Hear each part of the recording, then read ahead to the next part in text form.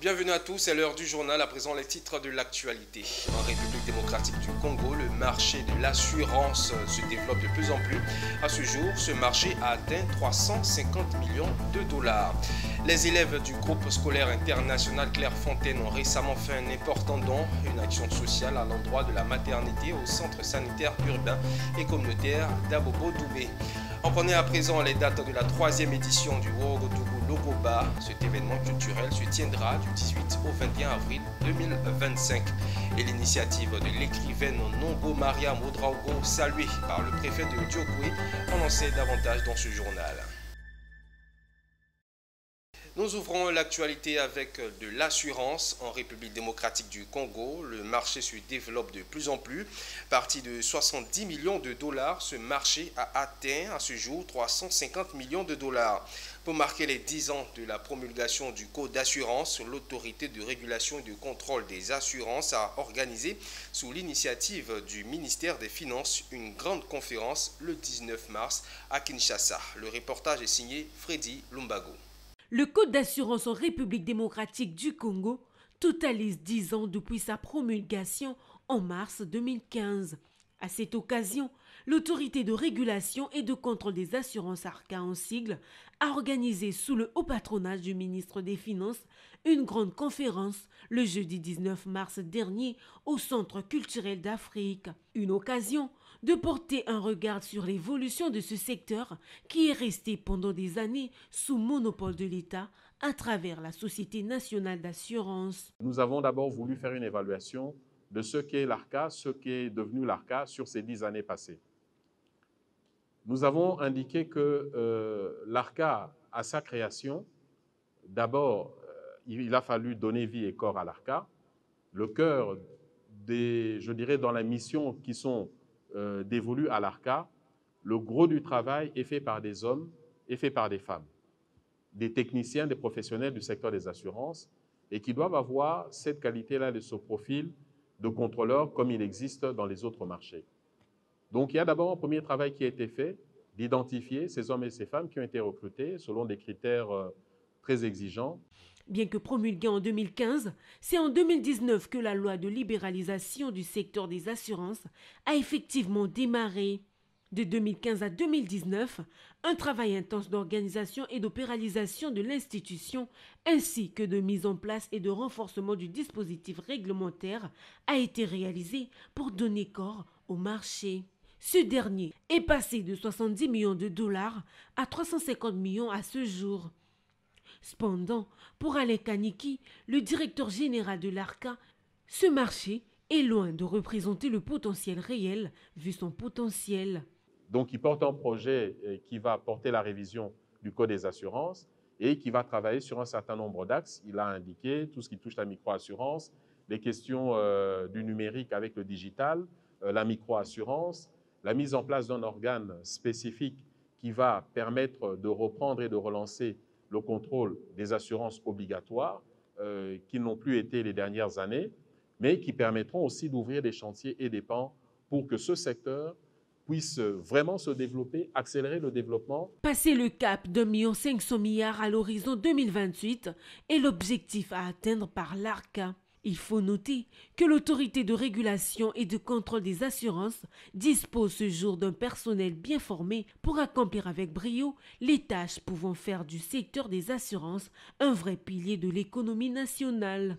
Un travail de titan a été accompli par la direction générale de cette structure et qui veut être compétitive sur le marché des assurances en Afrique. L'État est donc appelé à l'accompagner avec tous les instruments nécessaires pour obtenir des résultats probants.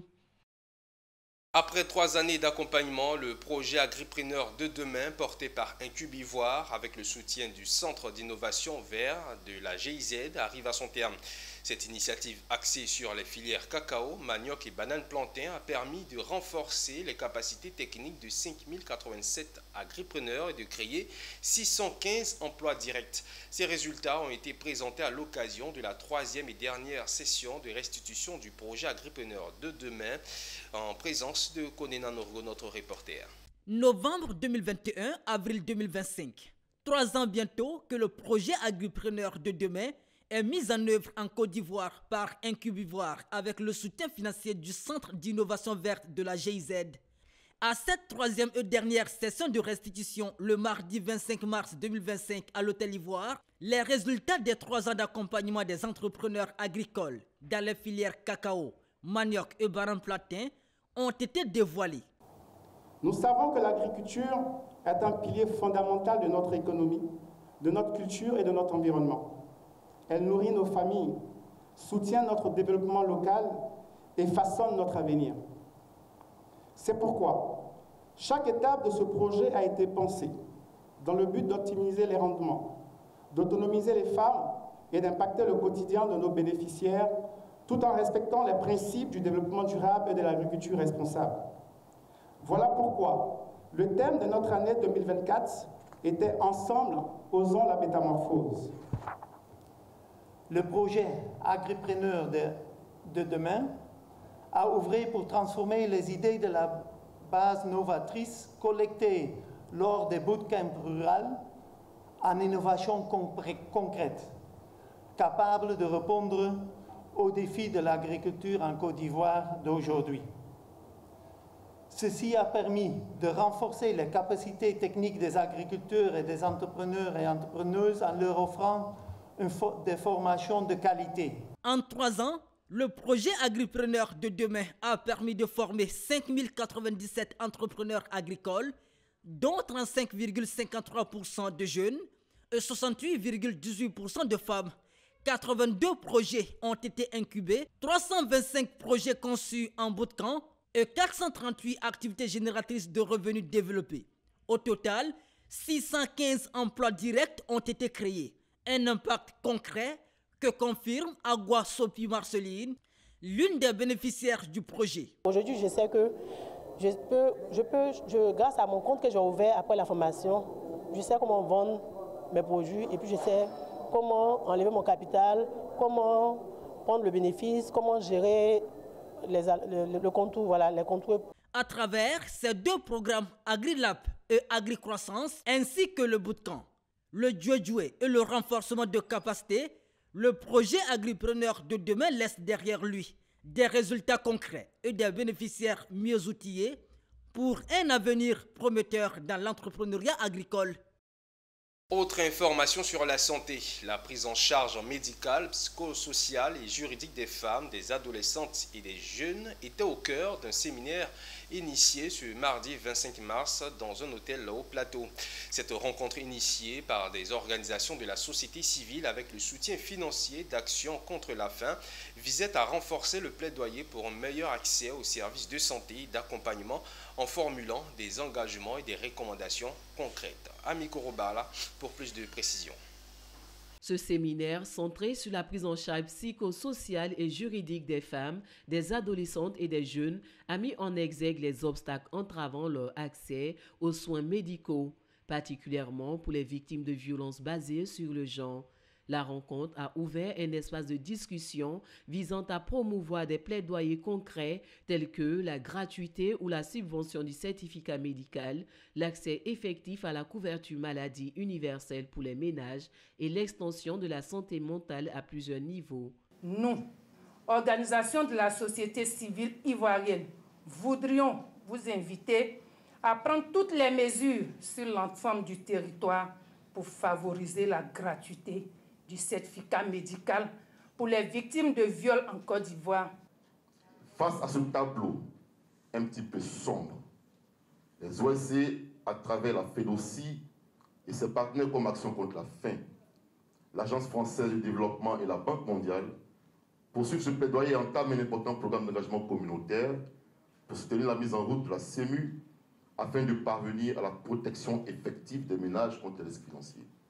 Nous voudrions vous inviter selon vos capacités, vos responsabilités et votre mandat, qu'on soit du gouvernement, du secteur privé, de la société civile et des partenaires techniques et financiers, à prendre toutes les mesures sur l'ensemble du territoire pour assurer la réussite de la couverture maladie universelle.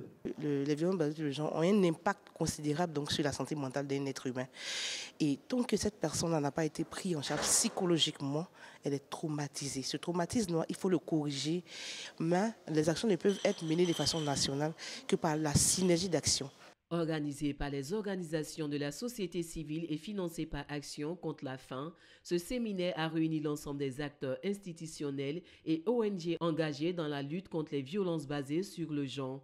Dans la matinée du 25 mars, le joueur international ivoirien Sébastien Haller et le Fonds international du Secours à l'enfance des Nations Unies ont visité les enfants prématurés du centre de soins Mère Kangourou situé au CHU de Treichville. L'objectif était d'apporter du soutien à ces femmes et aux enfants nés avant les 9 mois. Alain Itoua était près de notre footballeur international. Accompagné d'une délégation de l'UNICEF et de partenaires stratégiques, Sébastien Haller a visité le centre d'enregistrement des naissances et le centre de soins Mère Kangourou. Face à un service clé du CHU de Treichville qui permet à chaque enfant né à l'hôpital d'obtenir une identité légale, l'international ivoirien et champion d'Afrique a annoncé un nouvel engagement fort. C'est une fierté parce que aujourd'hui on a tous suivi l'UNICEF depuis très longtemps et le fait de pouvoir être à cette place aujourd'hui, c'est, comme j'ai dit, c'est une fierté. Non, une place où on est capable d'aider et de faire avancer certaines choses, donc ça donne envie d'être là parce que c'est des choses que j'ai pas l'habitude et l'occasion de faire souvent, donc le fait de pouvoir venir et de voir un petit peu comment ça se passe, c'est une belle expérience, de pouvoir voir aussi les choses qu'on essaie de soutenir au quotidien. Mariana Stirbu, représentante par intérim de l'UNICEF au Côte d'Ivoire, salue cette initiative et rappelle la nécessité de renforcer les infrastructures de soins néonatales. Nous sommes très chanceux d'avoir quelqu'un de cette taille, pas seulement taille, mais taille en termes de sa grandeur, n'est-ce pas, et son influence dans le monde entier et en Côte d'Ivoire. Quant au directeur général du CHU de Treichville, il exprime sa gratitude envers UNICEF d'avoir apporté de l'aide au sein de ce service. Aujourd'hui, nous avons la chance de recevoir notre champion, notre grand champion, M. Sébastien Haller, et toute sa famille et l'UNICEF. Comme l'a dit tout de suite Sébastien Haller lui-même et Madame la responsable de l'UNICEF, c'est deux événements importants. 1, la déclaration des naissances. 2, les soins Mère Kangourou. Et il se trouve que le CHU de Treichville pratique ces deux avec l'appui de l'UNICEF et de Sébastien Haller. Sachez qu'en Côte d'Ivoire, près de 34 000 naissances prématurées sont enregistrées chaque année et la prématurité reste l'une des principales causes de mortalité infantile, représentant environ 30% des décès néonatals. Les élèves du groupe scolaire international Clairefontaine, à travers leur association Un sourire pour mon prochain, ont récemment fait un important don. Accompagnés des responsables de ce centre d'excellence, ils se sont rendus à la maternité et au centre de vaccination de la formation sanitaire d'Abobo-Doumé pour remettre des dons aux nourrices. Les femmes de l'association du quartier Mosikro n'ont pas été épargnées par cette œuvre de bienfaisance. Plus de détails dans ce récit que signe Mondésir Nascimento. L'esprit de partage, c'est l'opération spéciale de bienfaisance initiée par les élèves de la promotion première du groupe scolaire international Clairefontaine. Constitués en association dénommée Sourire pour mon prochain, ils ont fait parler leur cœur à travers une importante opération de collecte et de distribution de vivres et de non-vivres. L'objectif est de soulager les peines des populations vulnérables. En première ligne, le Centre de protection maternelle et infantile PMI d'Abobo-Doumé. Là, ce sont des nourrices et les nouveau-nés qui ont été gratifiés de kits. Le geste force l'admiration de Dr Até Yavo, directeur de ce centre de santé. Alors, je tiens à dire merci ce matin aux élèves du lycée international Clairefontaine pour ce don qu'ils ont fait à la maternité et au centre de santé urbain de Abobo-Doumé. J'aimerais qu'ils s'applaudissent eux-mêmes. Donc vraiment merci beaucoup à vous, que Dieu vous accompagne et que Dieu vous rende au centuple. C'est avec une immense joie et un profond sentiment de solidarité que nous avons collecté des dons pour faire une remise de dons. Nous sommes heureux d'être ici aujourd'hui, dans cet hôpital pour offrir des dons aux nourrices et aux enfants pour faire plaisir à toutes ces femmes. Poursuivant leurs œuvres, ces généreux enfants sont allés visiter les femmes du quartier Mosikro de Yopougon. Là-bas, environ 150 femmes ont reçu des dons. Elles ont, par la voix de leur présidente Soro Nawal, formulé des prières à l'endroit de ces bons samaritains. Vraiment, je dis merci à l'école Clairefontaine, à nos enfants, à tous les dirigeants de l'école. Je leur dis merci. Vraiment, nous sommes très, très heureuses. Fanny Tchemokoba, sous-directeur du groupe scolaire Clairefontaine, par ailleurs chef de la délégation, a souligné que l'élite de demain ne se forme pas uniquement à travers les cours. Pour lui, il faut développer l'esprit des enfants, les aider à grandir avec des valeurs solides de partage et de communication. Je vous assure que ça a été un réel plaisir. Ce qu'il faut noter, qui est très important, c'est qu'à travers ce projet, à travers cet événement, il était question de démontrer qu'à Clairefontaine International, l'esprit de partage, de vivre ensemble, la préoccupation pour le bien-être de tout un chacun sont des valeurs aujourd'hui que les enfants de Clairefontaine ont décidé de s'octroyer et d'en faire un cheval de bataille. Dirigé par Aboubakar Touré, élève en classe de première, l'association Sourire pour mon prochain du groupe scolaire international Clairefontaine œuvre depuis 2004 dans des actions caritatives.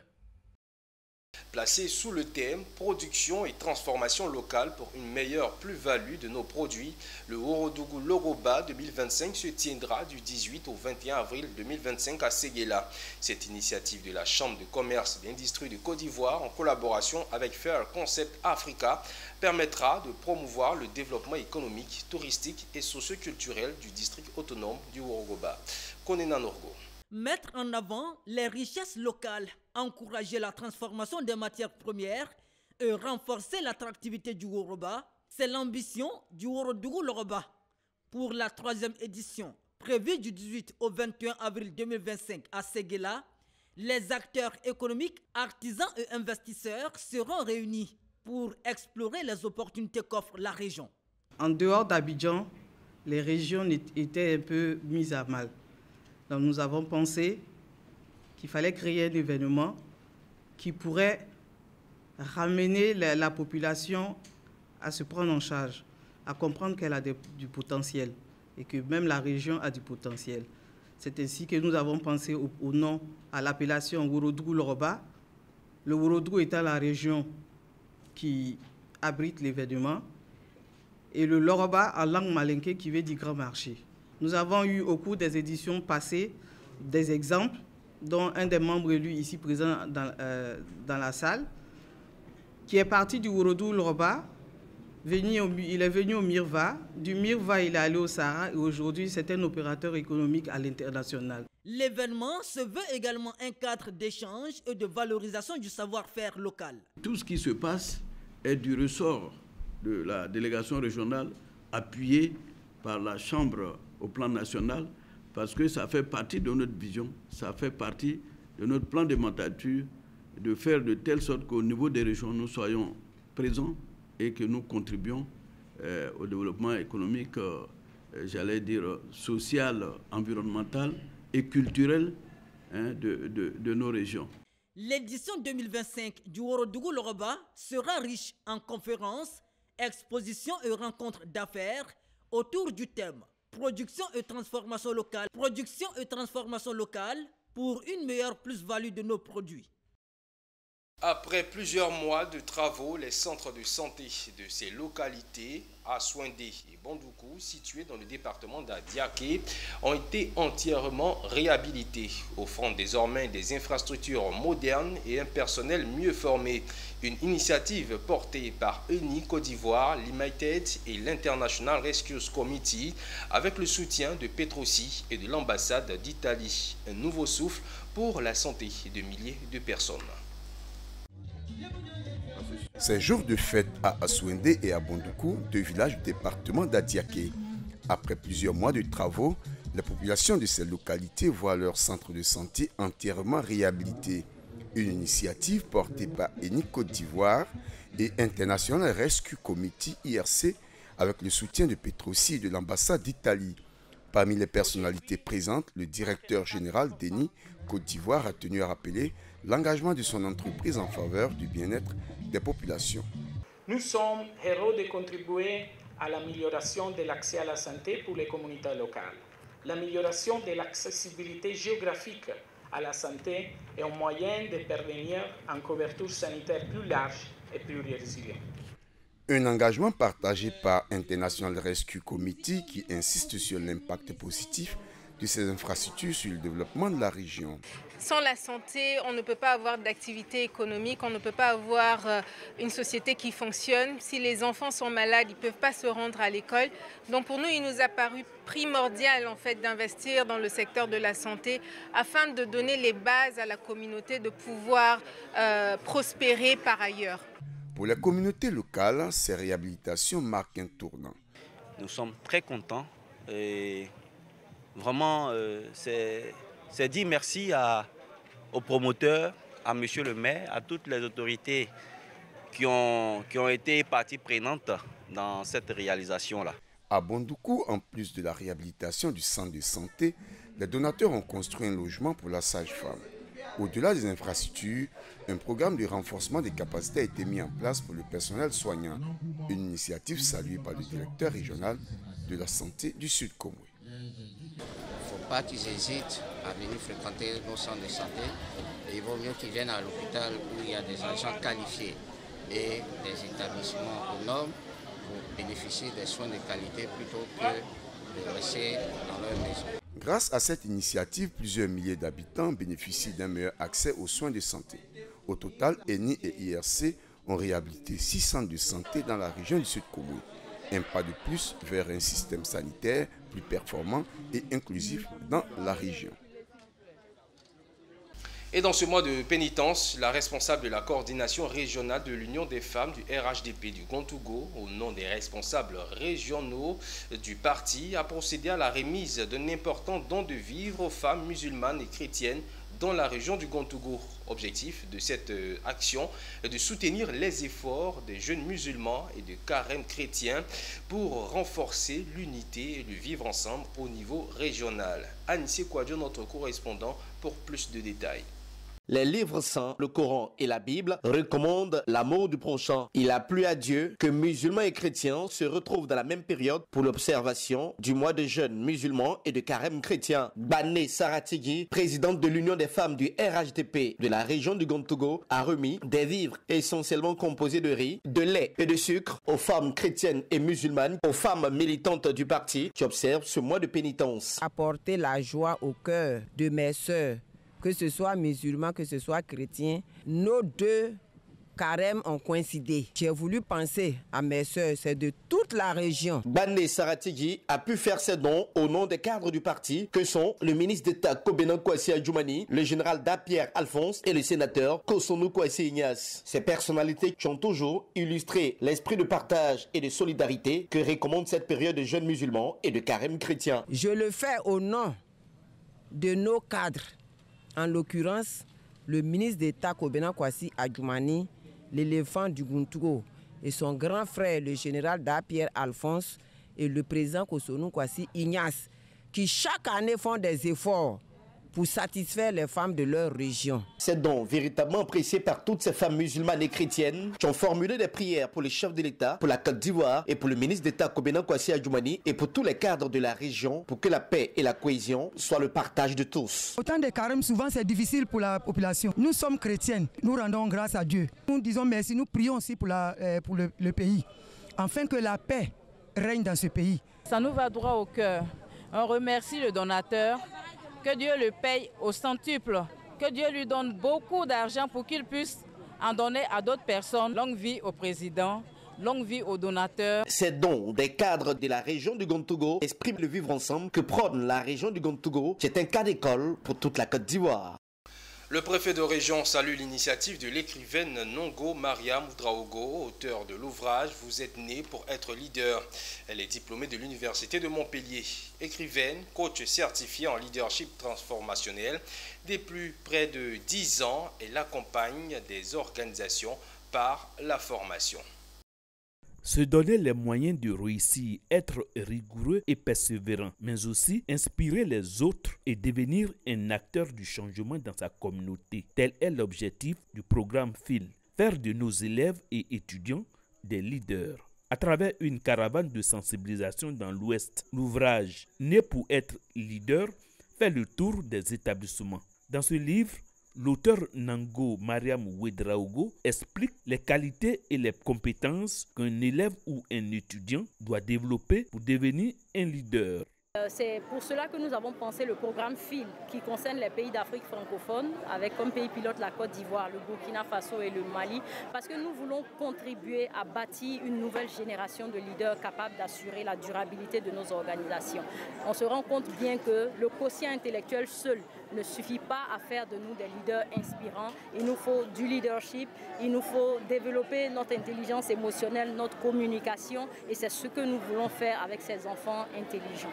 La cérémonie que nous avons organisée ce matin autour du livre « Vous êtes né pour être un leader », c'est dans le prolongement de ce qui a été fait au dernier trimestre de 2024. Nous sommes passés dans une dizaine d'établissements pour faire la promotion des valeurs civiques, pour faire la promotion d'un certain nombre de valeurs positives.